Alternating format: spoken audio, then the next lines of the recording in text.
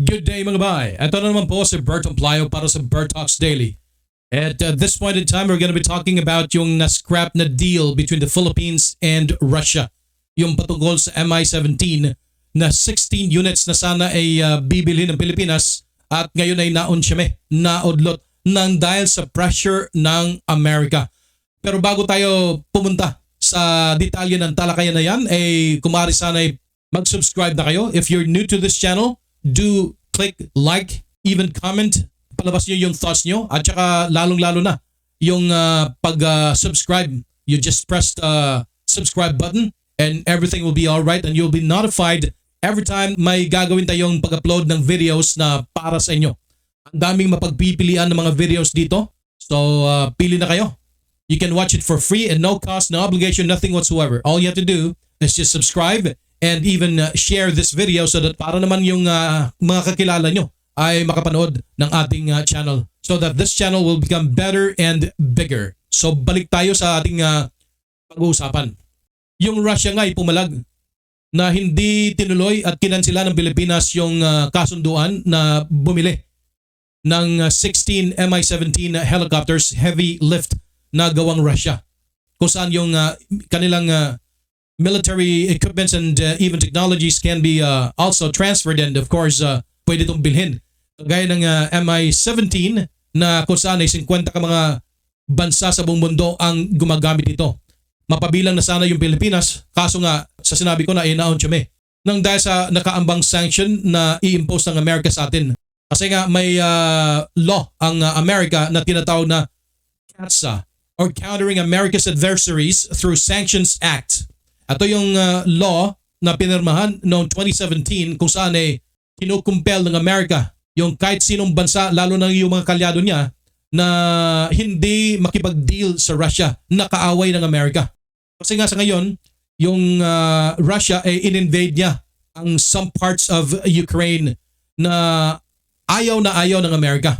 Kasi nga, yung Ukraine ay sana magiging kaparte ng NATO, North Atlantic Treaty Organization, na pinangungunahan ng Amerika. Although hindi pa to parte ng NATO, but still, the US is looking at Ukraine with a keen eye para naman ito'y bagang inoobserbahan kung dapat bang maging kaparte ng NATO. But definitely, tinitingnan nila na magiging asset ang Ukraine sa kanilang grupo na NATO.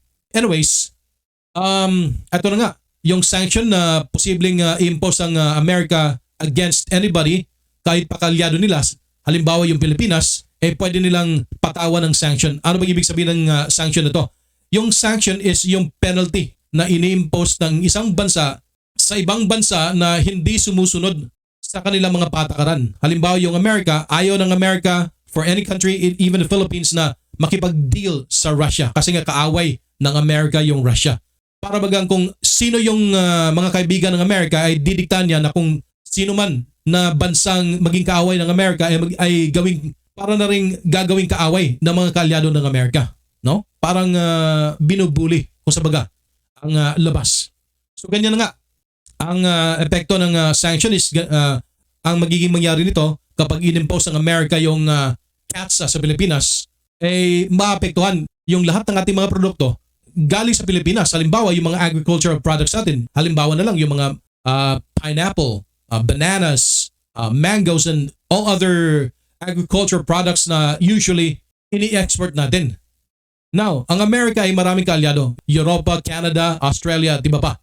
Kasali na dyan yung Japan at Korea. Pag sinabi ng Amerika sa mga kaalyado nito na huwag kayong bumili ng produkto gawa at galing sa Pilipinas, ay talagang masisira yung ating ekonomiya. Kung sa baga, mas mabigat yung kakarapin ng Pilipinas kung susuway tayo o kung sa baga hindi natin susundin yung kagustuhan ng Amerika. At marami pang mga aid, halimbawa yung military aid na usual na binibigay ng Amerika sa Pilipinas, pati yun, posibleng mawala. Sa kabilang banda naman, yung pinasok natin na deal sa Russia, lalabas tayo na hindi mapagkakatiwalaan. Pinasok natin yung deal na to between, of course, dalawang gobyerno, Russia at Pilipinas, na bibili ang Pilipinas ng helicopter. So nag-down payment na ang Pilipinas ng bilyon sa Russia para mapagana yung assembly plant na gagawa ng helicopters. So ngayon, may natapos na ilan. Kasi 16 yan eh. May i-deliver na sana pero hindi na natuloy kasi kinansila ng Pilipinas. So ganito yung expression ng ambassador ng Russia to the Philippines. Yung 38 million US dollars na chopper deal, dapat igalang. Yun yung pinasok ng Pilipinas eh. So dapat sana ituloy natin kasi yun yung napagkasunduan. Sabi pa nga ng Russian envoy, dapat igalang ng gobyerno ng Pilipinas ang 38 million US dollars military helicopter contract na nauna nang kinansila ng gobyerno ng Pilipinas dahil sa takot sa sanction ng United States of America. Ito ang iginiit ng Russian envoy to the Philippines, Ambassador Murat Pavlov, matapos ang ulat na pagkansila ng Administrasyong Duterte sa kontrata. Yung pagbili ng 16 ka mga military helicopters sa Russia. Sabi pa nga, we are ready to fulfill our obligations as a reliable partner of the Philippines side in the field of technical military cooperation, and we consider that it will also be done by the Philippines. Umaasa sila sa kabila ng kanilang fulfill ng kanilang obligasyon sa Pilipinas na gumawa ng helicopter, dapat ang Pilipinas ay manindigan at sundin yung napagkasunduan. Hindi dapat sana mabago yung isip ng Pilipinas kasi nga pinirmahan na yun eh. Kontrata yun na dapat meron tayong obligasyon na tapusin at panindigan at tapusin. Ani Pavlov, hindi sila nakatanggap ng formal na anunsyo ng pagkansila ng nasabing kontrata. So, kasalanan talaga ng Pilipinas to. Kasi wala tayong pinalabas na letter of intent na kakansilahin natin yung ating pinasok na deal. Parang verbal lang, no? Walang basihan sa papel. Kasi yung kontrata dapat nasa papel yan na permado. Yung verbal expression lang na pagkansila, wala yon. Kahit pa pumunta kayo sa korte. Unilateral, isang parte sa dalawang partido lamang ang nag-decide verbally. Walang formal cancellation or letter of intent na sinasabi doon na hindi natin ituloy. Wala.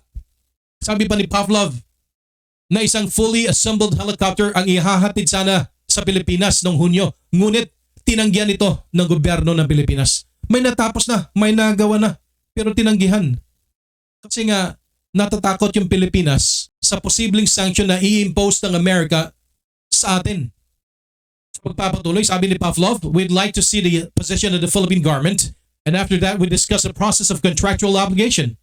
So, legalidad yung pinag-uusapan dito. May obligasyon tayo sa kontrata na pinasok natin sa Pilipinas at saka yung sa Russia.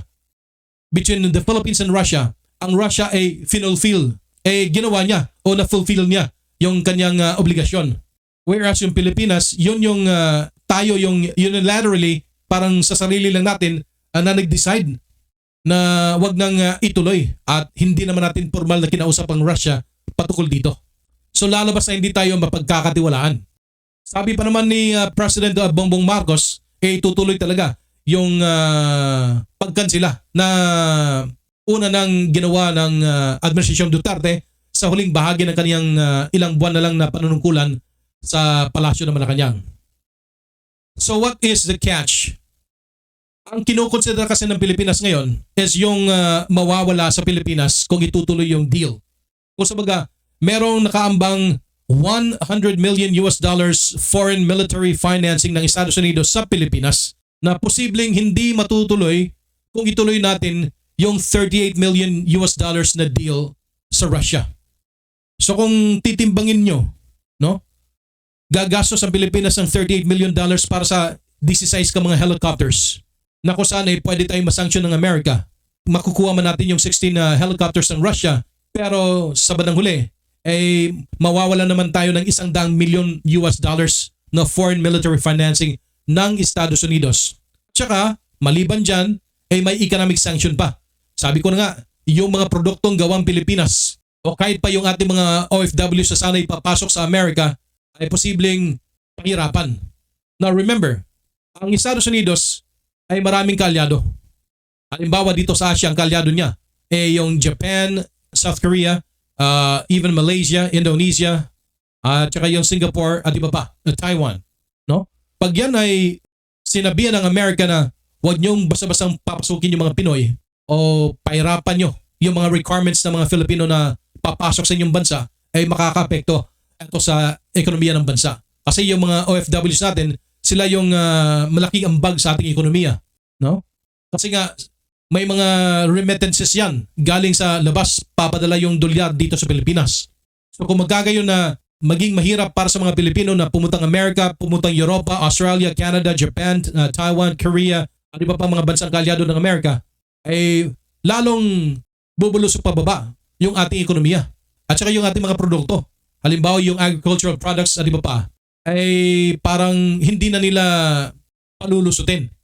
So can you imagine, yung ating mga products galing sa ating mga probinsya, halimbawa yung mga saging, yung mga mangga, yung coconut products and all those, no? Ay matetenga sa mga pantalan na hindi naman kukunin ng mga bansang na-mention natin. So yun yung magiging epekto sa sanction na i-impose ng Amerika sa atin, itong Countering America's Adversaries Through Sanctions Act na nagbibigay kapangyarihan ng US government na mag-impose ng sanction sa mga bansa na mapapatunayang makikipag-deal sa mga kaaway ng American, in particular, itong Russia. So nalagay ang Pilipinas sa dilemma. Sa isang banda, lalabas na hindi tayo mapagkakatiwalaan sa mga kontrata na pinapasok natin. Yun yung magiging experience at tatandaan ng Russia patungkol sa Pilipinas. At sa kabilang banda naman, yung Amerika ay magiging sunod-sunuran tayo kasi nga hindi naman tayo mayaman na bansa. Nangangailangan tayo ng military aid, nangangailangan tayo ng mga merkado sa ating mga produkto at nangangailangan tayo ng mga host countries para sa ating mga OFWs na kung masarado yan ng dahil sa sanction ng Amerika ay talagang mahihirapan ang Pilipinas. Lumalabas na, binubuli tayo ng Amerika at wala naman tayong magagawa. So yun yung mahirap kung hindi tayo marunong tumayo sa sarili nating mga paa.